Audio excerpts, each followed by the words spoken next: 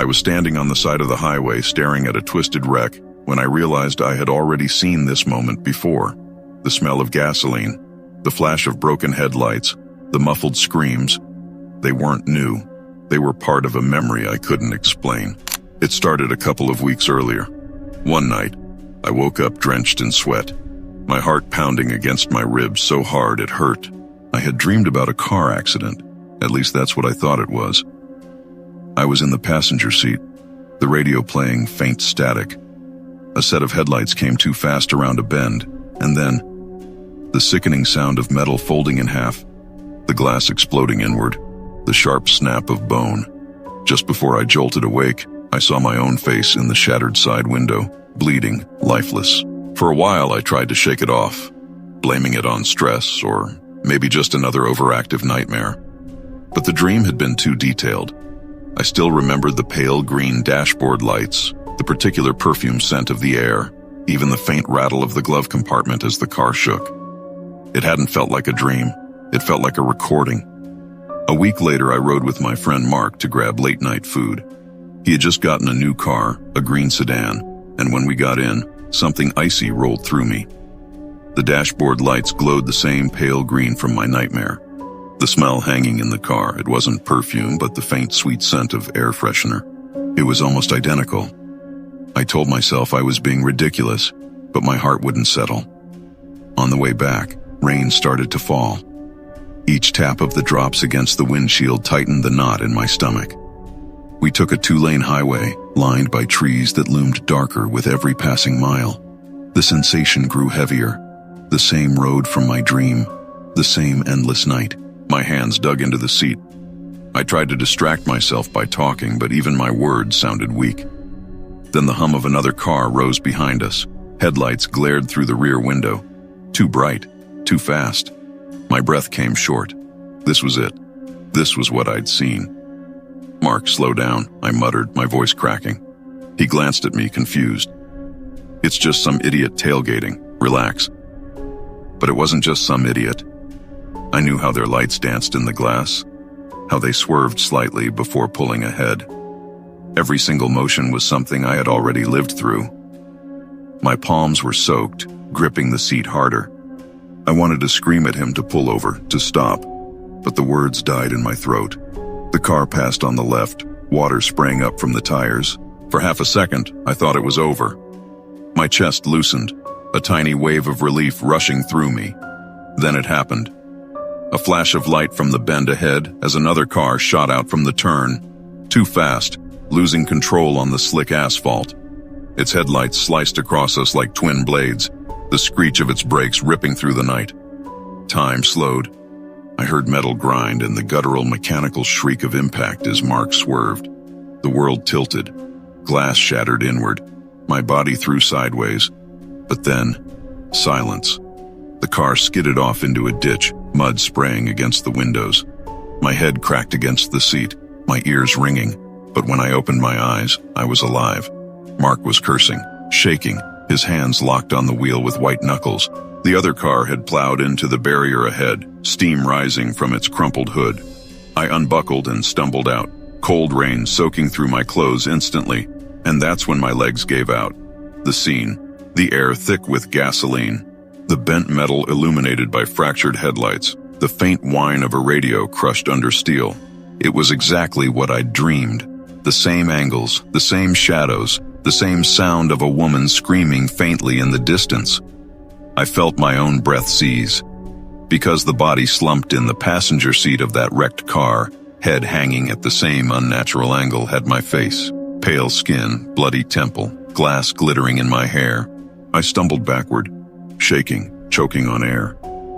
Mark grabbed me, shouting something I couldn't process. I couldn't look away. It was me. I was staring at my own death, played out in front of me like a scene that had waited for years. Since that night, I hardly sleep, because every time I close my eyes, I don't dream of that crash anymore.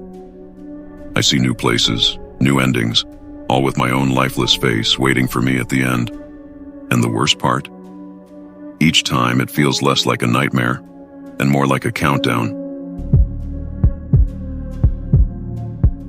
I knew something was wrong the moment my professor repeated the same joke, word for word, his voice hitting the same weary inflection, the same pause for laughter that barely came. The pages of my notebook were already filled with the notes he hadn't given yet. It started on a Tuesday. At least it was a Tuesday.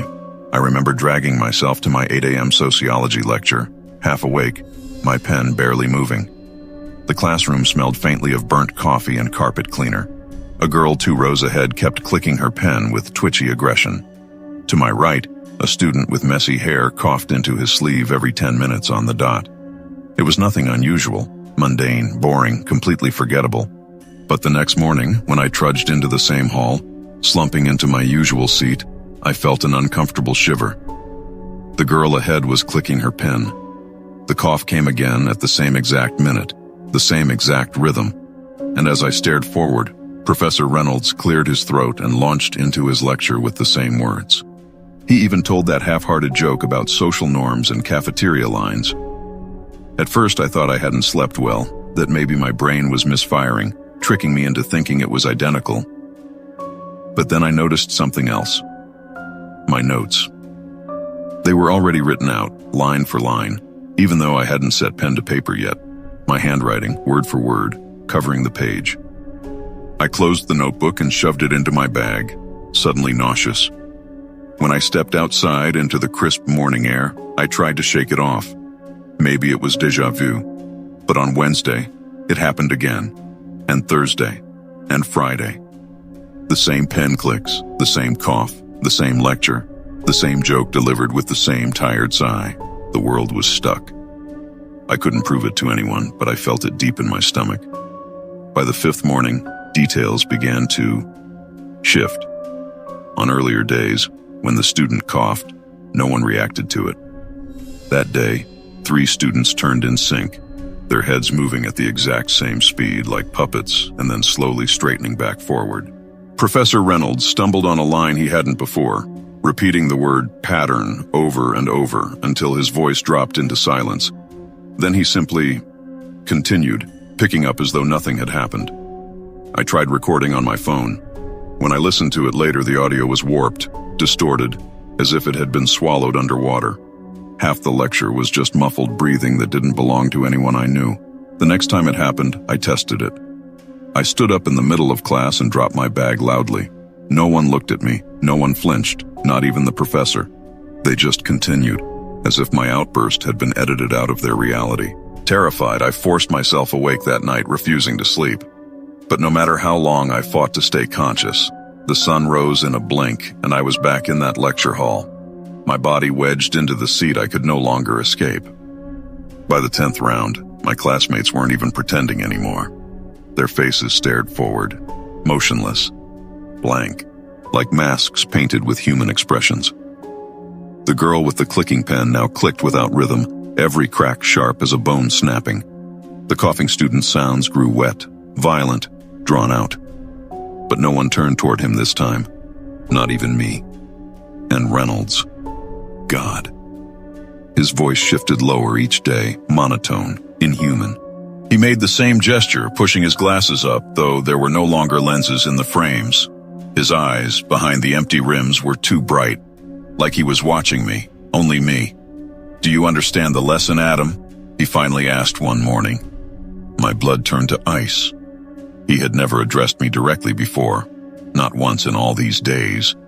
My classmates' heads all turned at once, necks creaking unnaturally as their dead stares locked onto mine. I bolted. This time when I ran from the lecture hall, I didn't stop. But no matter how far I went across campus, the buildings looked wrong. Hallways connected in loops that brought me back to the same classroom door. Windows reflected empty streets I hadn't walked through yet. And when I finally exited the building altogether, the world outside was frozen, students unmoving, buses stalled in the street, a bird caught mid-flap in the sky. I blinked, and I was back in my seat. Now, I don't know what day it is. Tuesday? The 13th Tuesday in a row. I try not to count anymore. Sometimes small things still shift. The pen click isn't a click, it's a cracking knuckle. The cough isn't human, but a low growl. And every single day, Professor Reynolds looks at me longer. Today, When he adjusted those empty glasses, he smiled. For the first time, he smiled. And I know tomorrow, when I wake up again, something will be different. Something worse. The first time I stepped into the farmhouse, I already knew the sound the floorboards would make. The groan, the hollow echo beneath my feet. It was familiar, as if I'd walked that exact path 1,000 times before. It was off an old county road, half collapsed behind a line of overgrown trees. I shouldn't have gone inside, but curiosity mixed with boredom has always been a dangerous combination for me. The place was rotting, the windows fogged with dust, the paint flaking off in ragged strips. When I pushed open the door, the smell hit me. Damp wood, mold, and something faintly metallic beneath it all. I lifted my foot and stepped onto the warped plank of the foyer. Even before my weight pressed down, I knew what sound it would make. A split-second prediction. The creak, sharp and bending upward at the end, exactly like I expected. My stomach tightened, but I pushed the thought away. Old houses always feel familiar in some way. That's what I told myself. I wandered farther into a living room stripped bare. The wallpaper peeled like yellow parchment, sagging around stains that looked like water damage. My eyes wandered to the far corner, and I froze. The shadows. I hadn't been standing there long enough for the sun to shift, but already I could picture the exact way light cut through the broken window, the long black finger of shadow creeping across the wall. When it happened a moment later, exactly as I saw it in my head, I nearly left right then. Something deep in me knew this house. Upstairs, the sensation only grew worse. The staircase shuddered with every step, but I wasn't surprised. By the third stair, I already knew it would groan louder than the others. By the fifth, I knew it would shift beneath my foot. Every sound, every detail rolled out in my mind before it happened, and the more it unfolded, the more a pressure built in my chest. I kept asking myself, why did this feel so familiar? I'd never been here before. I didn't grow up anywhere near this county. The farmhouse was nothing more than a decayed, forgotten shell. Still, when I turned down the hall, I already knew which door had a missing knob and which one would stick if I tried to push it. I tested it. I grabbed the nearest door at random, twisted, shoved, and there it was. The stuck frame. My pulse thudded in my ears. The rooms upstairs were worse. Empty, stripped to their bones, yet I recognized everyone. The smallest bedroom I knew had a crack zigzagging across the ceiling. The master I knew would smell faintly of smoke even though it was empty, and when I finally reached the end of the hall, I hesitated in front of the last door, my throat dry, because I suddenly knew what was behind it. Not just in theory, with certainty. It was the attic stairwell, and at the top there would be a small wooden chair pressed into the far left corner, sitting in the dark like it had been waiting decades for someone to notice it. Against every instinct, I opened the door. Narrow steps stretched into the shadows. The stale, suffocating air pressed against me as I climbed. Each footstep landed with the exact rhythm I already predicted, and when I reached the top, my stomach dropped. The chair was there, small, wooden, and old. Facing the wall, a cold shiver raced down my neck. That was when I realized something else, something far worse. The memory in my head of that chair, the image of it, wasn't something I had dreamed or imagined. It was sharper than that. It was a memory of sitting in it. The shadows in the corner deepened, lengthening even though the light from the cracks in the roof should have begun to fade. The air tasted metallic, stronger now, sharp like blood. I couldn't move. All at once, my brain screamed at me the truth I didn't want to face. I hadn't discovered this place by chance. I was remembering it. Somewhere, somehow, I'd been here before. And whatever had happened in this house hadn't let go of me. I stumbled backward, nearly tumbling down the attic stairs as I ran, crashing out of the farmhouse, the boards groaning in the exact stuttered rhythm I knew they would make beneath me. I didn't stop until I was back in my car, breath shaking, sweat sticking my shirt to my body. And now, days later, I can't shake that memory. Worse than that, I keep dreaming about it. In those dreams, I walk back into that house, up those warped stairs, into that attic. I sit in the chair. In the darkness, I can hear laughter, far away, just behind the wall. I haven't gone back. I won't. But every night when I close my eyes, I feel the weight of that chair pressing against me, waiting. And the worst part is this: each morning when I wake, the sound of creaking wood doesn't stop. It follows me, like the house isn't finished with me